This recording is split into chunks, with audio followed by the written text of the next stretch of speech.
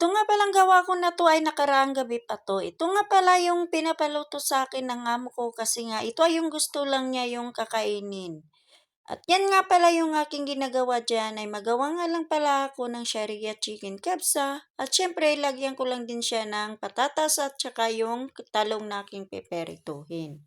Para naman yan ay aking ibabaw pagkatapos ng pagluluto. Hello mga kakabs, ito nga pala yung aking sangkap ng aking pagluluto ay syempre ganun pa rin yung aking lulutuin. Pero ibahin naman natin kung paano tayo magluluto.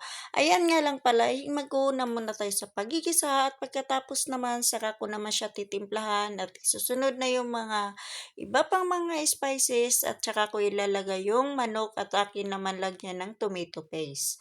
At habang ako ay nagigisa dyan, nagsalang rin ako ng mainit na tubig at nagbababad rin ako ng bigas. Kasi ang bigas dito kailangan talaga siya ibababad sa kalahating oras at yun naman sa aking paggagawa nga pala nito, ay maggawa din ako ng sharia.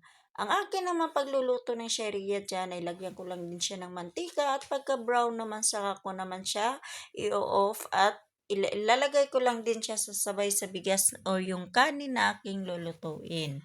Hindi na ako nagamit ng carrots kasi dapat nga ay meron siyang carrots kasi hindi ko na lang siya nilagyan kasi nga yung mga bata iba ayaw naman kumain. At ito nga pala yung aking niluluto rin habang nagpapakulo ako ng manok ay nagpiperito ako ng talong at saka patatas. 'Di ba? Para naman ay hindi masayang yung oras.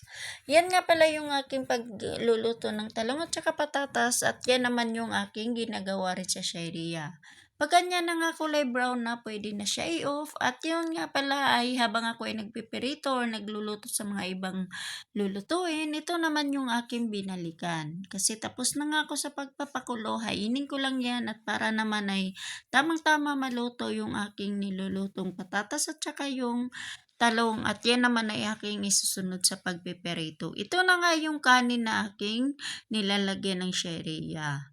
Ayan nga pala, binalikan ko na yung aking mga piniperitong gulay at yan naman ay pagkatapos sinunod ko na rin yung manok. Ganito lang kadali ang pagluluto ng mga ganitong pagkain at dito naman ay talaga ito naman yung pinakagusto talaga ng amo kong lalaki. Kahit naman hindi niya sabihin na ganyan yung lulutuin mo kasi nga ako naman alam na alam ko na kung ano talaga yung mga gusto niya pagdating sa mga lutuan.